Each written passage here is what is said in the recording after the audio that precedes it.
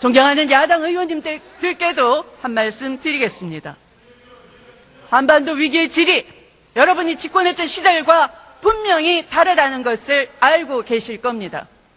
그런데 야당은 한반도 문제의 본질과 심각성을 외면한 채 현 정부를 몰아세우는 데만 골몰을 하고 있는 것 같아 심히 안타깝습니다. 아무리 생각해도 야당이 현 정부를 몰아세운다 해서 국익은 물론 야당의 이익도 없는 것입니다. 야당도 결국은 대화와 평화적 해법을 강구할 수밖에 없다는 점을 직시해야 할 것입니다. 민주당이 야당일 때도 안보 문제만큼은 평화적 해결을 위해 정부의 힘을 모아주었습니다. 그것이 수권정당으로서 국민의 신뢰를 쌓았고 집권을 하게 된 동력이 되기도 했습니다.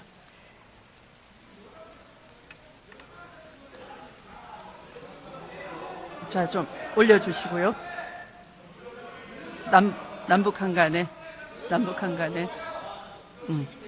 남북 한간에 전화선 하나 연결되지 않아 양측의 유일한 방식이 원시적인 손마이크라고 합니다.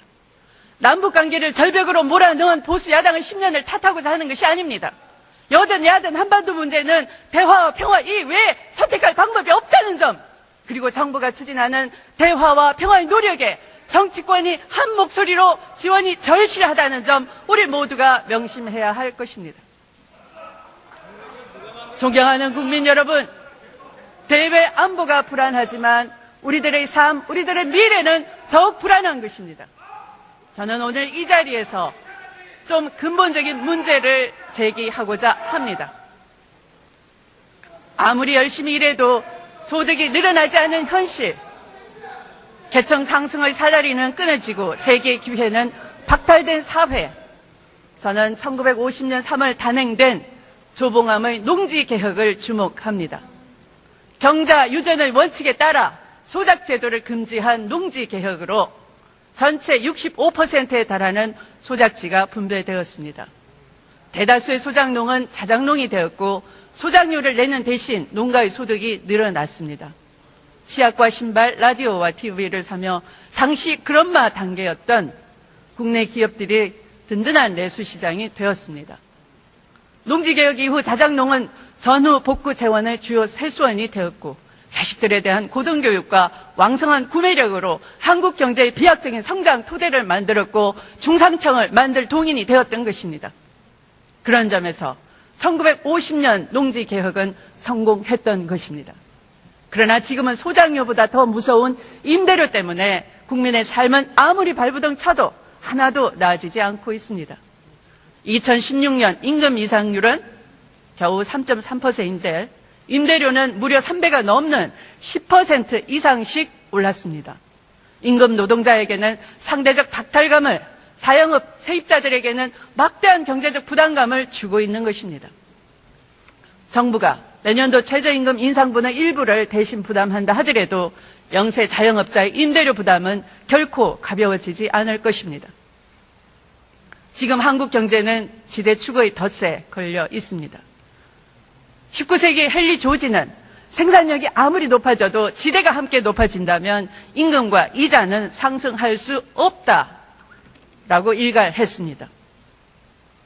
즉 노동과 자본의 대가인 임금과 이자는 지대가 제로인 상태를 가정한 것에 불과하며 총 생산량에서 지대를 지불하고 나면 임금과 이자는 그만큼 줄어든다는 것입니다.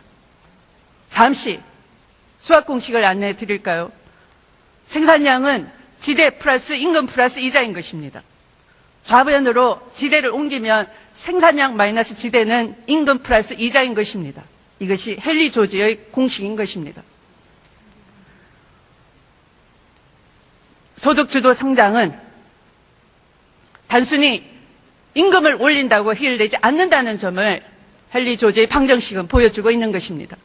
스티글리츠는 상위 계층 소득의 태반은 지대에서 나온다고 주장했습니다. 지대는 누군가에게는 이익을 주는 것이지만 나머지에게는 손실을 주며 시장을 왜곡해 왔다고 말합니다. 지대 추구는 기업가의 창의성을 빼앗고 도전 정신을 빼앗고 건전한 시민의 일할 의욕을 꺾고 있습니다. 날이 갈수록 심각해지는 한국 사회의 불평등과 양극화의 핵심에는 지대 추구의 특권이 존재하며 수십 년간 이를 용인해온 잘못된 정치와 행정이 있었다는 점입니다. 정부는 최저임금 인상만으로는 소득주도 성장을 이룰 수 없다는 점을 분명히 인식해야 할 것입니다. 강력한 부동산 대책과 임대료 관리 정책을 세워서 지대의 고삐를 틀어쥐어야 할 것입니다. 지대로 얻는 토지 불로소득은 연간 300조 원이 넘는다고 합니다. 우리나라 1년 국가 예산의 4분의 3에 해당되고 전체 GDP의 4분의 1에 해당하는 엄청난 수치입니다. 토지 소유의 불평등은 더욱 심각합니다. 인구의 1%가 개인 토지의 55.2%를 소유하고 있고 인구의 10%가 96.7%를 소유하고 있다고 합니다. 모든 불평등과 양극화의 원천인 고삐 풀린 지대를 그대로 두고서는 새로운 대한민국의 성장 동력을 마련하기 어렵다고 합니다. 정부는 보다 강력한 의지로 근본적인 대책에 나서야 할 것입니다. 무엇보다 부동산 과다 보유자에 대한 면밀한 조사로 징세를 강화해야 할 것입니다. 필요하다면 초과다 부동산 보유자에 대한 보유세 도입도 적극 검토해야 할 것입니다. 부동산 임대 사업자에 대한 양성화 정책과 함께 불필요한 공제를 축소해서 과세의 실효성을 높여 나가야 할 것입니다. 대한민국 전체 가구 중 43.5%인 826만 가구가 전월세 가구인 것입니다. 그러나 국세청은 37만 명에 대해서만 임대소득 대상자로 통보했고 그나마 실제 신고 인원은 4만 8천 명에 그쳤다고 합니다. 소득 있는 곳에 세금을 부과하는 국민 계세주의 원칙을 바로 세워야 합니다. 이것이 헌법 제38조의 정신입니다. 그러나 유독 부동산 임대소득에 대해서만큼은 지나치게 관대해 왔던 것이 현행 조세 제도인 것입니다. 존경하는 선배 동료 의원 여러분, 그리고 국무위원 여러분, 오늘 제가 예를 든 1950년의 농지개혁은 이승만 대통령과 조봉암 당시 농림부 장관이 함께 이뤄낸 것입니다. 양극화와 불평등 해소반이 한국 경제의 살길이라고 동의하십니까?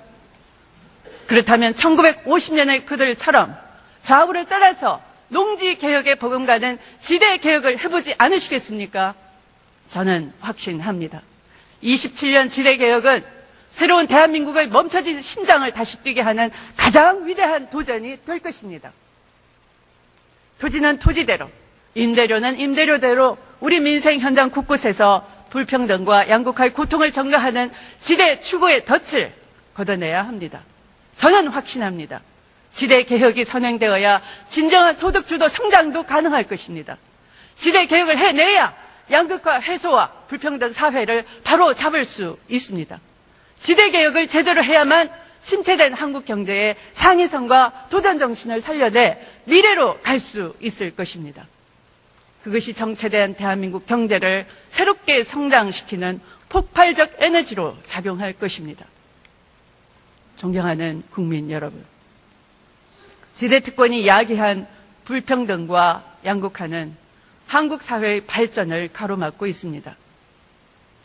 양극화 해소는 결코 포기할 수 없는 지상과제인 것입니다. 지난해 불황 속에서도 세수가 늘었던 이유가 바로 양극화 심화의 결과라는 연구 결과가 또 있습니다.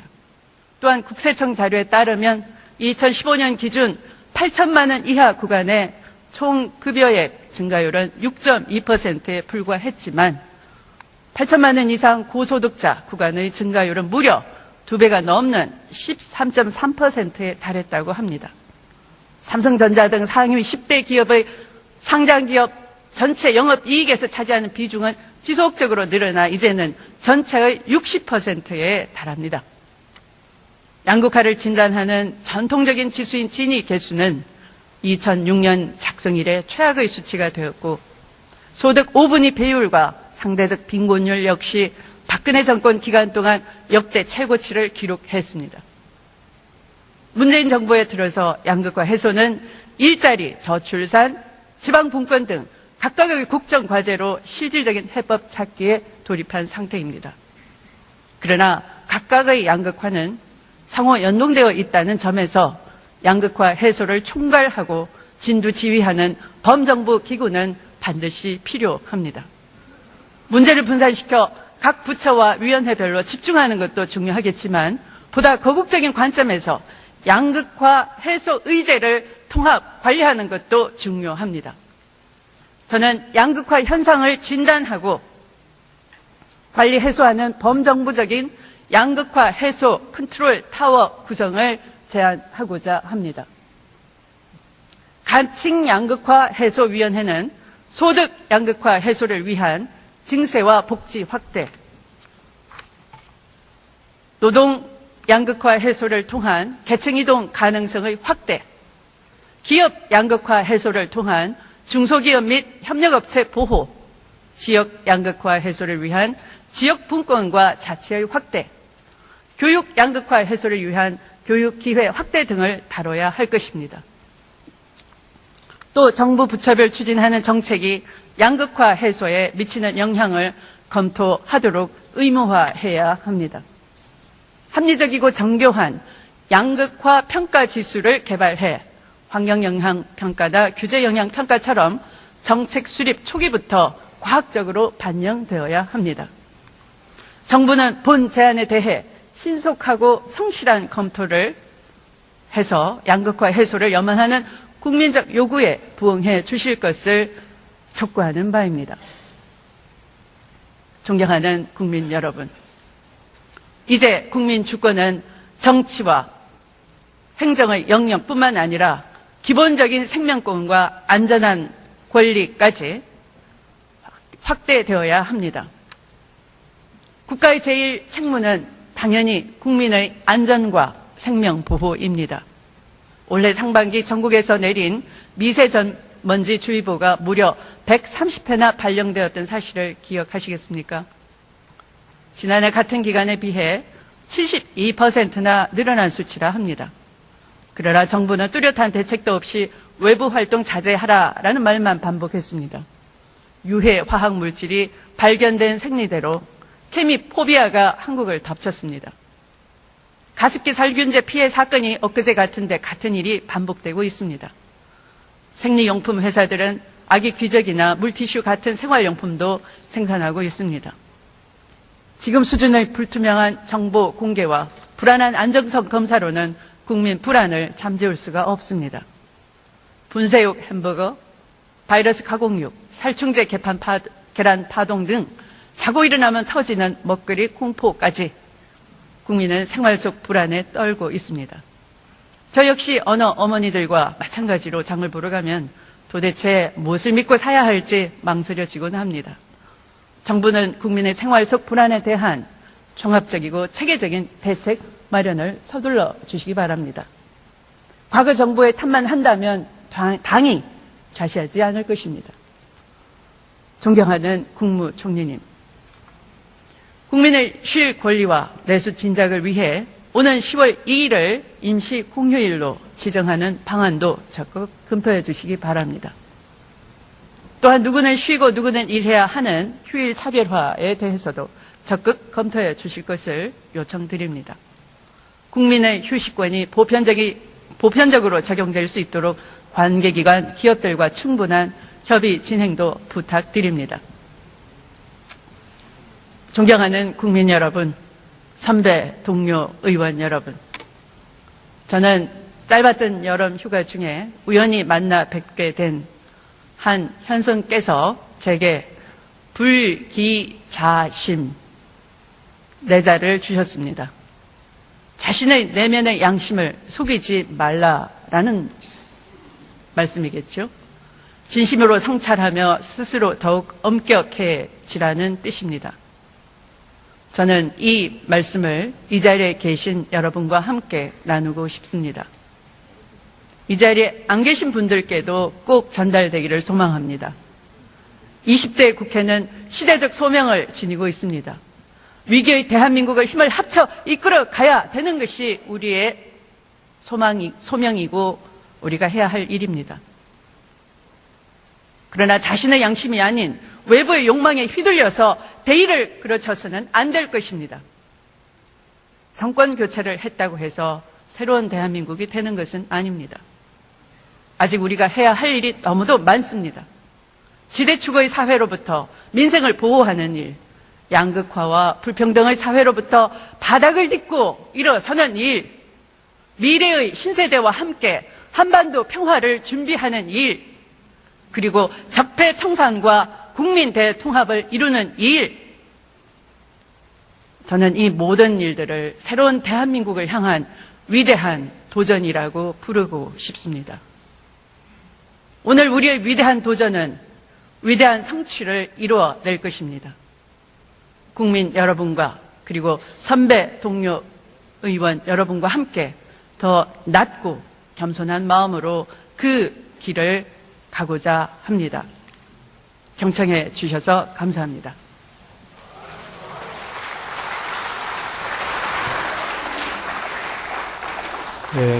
으로 몰아넣은 보수 야당의 10년을 탓하고자 하는 것이 아닙니다. 여든 야든 한반도 문제는 대화와 평화 이외에 선택할 방법이 없다는 점, 그리고 정부가 추진하는 대화와 평화의 노력에 정치권이 한 목소리로 지원이 절실하다는 점, 우리 모두가 명심해야 할 것입니다. 존경하는 국민 여러분, 대외 안보가 불안하지만 우리들의 삶, 우리들의 미래는 더욱 불안한 것입니다. 저는 오늘 이 자리에서 좀 근본적인 문제를 제기하고자 합니다. 아무리 열심히 일해도 소득이 늘어나지 않은 현실, 계층 상승의 사다리는 끊어지고 재기의 기회는 박탈된 사회, 저는 1950년 3월 단행된 조봉암의 농지개혁을 주목합니다. 경자 유전의 원칙에 따라 소작제도를 금지한 농지개혁으로 전체 65%에 달하는 소작지가 분배되었습니다. 대다수의 소작농은 자작농이 되었고 소작료를 내는 대신 농가의 소득이 늘어났습니다. 치약과 신발, 라디오와 TV를 사며 당시 그런마 단계였던 국내 기업들이 든든한 내수시장이 되었습니다. 농지개혁 이후 자작농은 전후 복구 재원의 주요 세수원이 되었고 자식들에 대한 고등교육과 왕성한 구매력으로 한국 경제의 비약적인 성장 토대를 만들었고 중상층을 만들 동인이 되었던 것입니다. 그런 점에서 1950년 농지개혁은 성공했던 것입니다. 그러나 지금은 소작료보다 더 무서운 임대료 때문에 국민의 삶은 아무리 발부둥 쳐도 하나도 나아지지 않고 있습니다. 2016년 임금 이상률은 겨우 3.3%인데 임대료는 무려 3배가 넘는 10% 이상씩 올랐습니다. 임금 노동자에게는 상대적 박탈감을, 자영업 세입자들에게는 막대한 경제적 부담감을 주고 있는 것입니다. 정부가 내년도 최저임금 인상분의 일부를 대신 부담한다 하더라도 영세 자영업자의 임대료 부담은 결코 가벼워지지 않을 것입니다. 지금 한국 경제는 지대 추구의 덫에 걸려 있습니다. 19세기 헨리 조지는 생산력이 아무리 높아져도 지대가 함께 높아진다면 임금과 이자는 상승할 수 없다라고 일갈했습니다.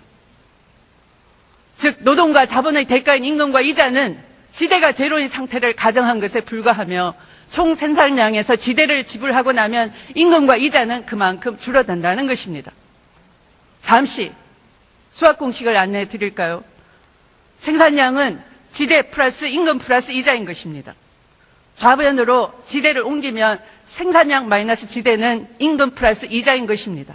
이것이 헨리 조지의 공식인 것입니다.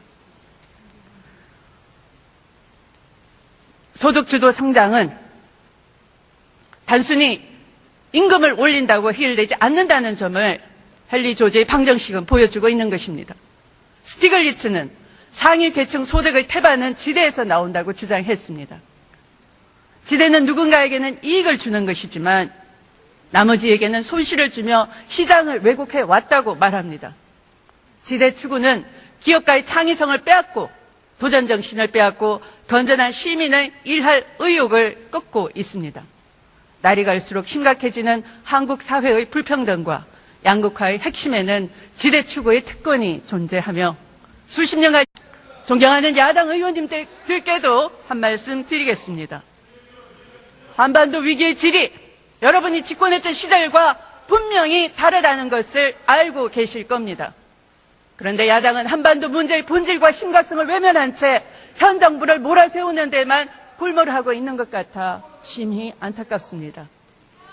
아무리 생각해도 야당이 현 정부를 몰아세운다 해서 국익은 물론 야당의 이익도 없는 것입니다. 야당도 결국은 대화와 평화적 해법을 강구할 수밖에 없다는 점을 직시해야 할 것입니다. 민주당이 야당일 때도 안보 문제만큼은 평화적 해결을 위해 정부에 힘을 모아 주었습니다. 그것이 수권정당으로서 국민의 신뢰를 쌓았고 집권을 하게 된 동력이 되기도 했습니다.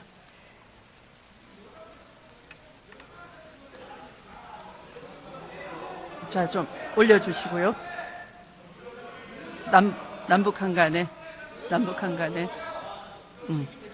남북한 간에 전화선 하나 연결되지 않아 양측의 유일한 방식이 원시적인 손마이크라고 합니다. 남북관계를 절벽위를 용인해온 잘못된 정치와 행정이 있었다는 점입니다. 정부는 최저임금 인상만으로는 소득주도 성장을 이룰 수 없다는 점을 분명히 인식해야 할 것입니다. 강력한 부동산 대책과 임대료 관리 정책을 세워서 지대의 고삐를 틀어쥐어야 할 것입니다. 지대로 얻는 토지 불로소득은 연간 300조 원이 넘는다고 합니다. 우리나라 1년 국가 예산의 4분의 3에 해당되고 전체 GDP의 4분의 1에 해당하는 엄청난 수치입니다. 토지 소유의 불평등은 더욱 심각합니다. 인구의 1%가 개인 토지의 55.2%를 소유하고 있고 인구의 10%가 96.7%를 소유하고 있다고 합니다. 모든 불평등과 양극화의 원천인 고삐 풀린 지대를 그대로 두고서는 새로운 대한민국의 성장 동력을 마련하기 어렵다고 합니다. 정부는 보다 강력한 의지로 근본적인 대책에 나서야 할 것입니다. 무엇보다 부동산 과다 보유자에 대한 면밀한 조사로 징세를 강화해야 할 것입니다. 필요하다면 초과다 부동산 보유자에 대한 보유세 도입도 적극 검토해야 할 것입니다. 부동산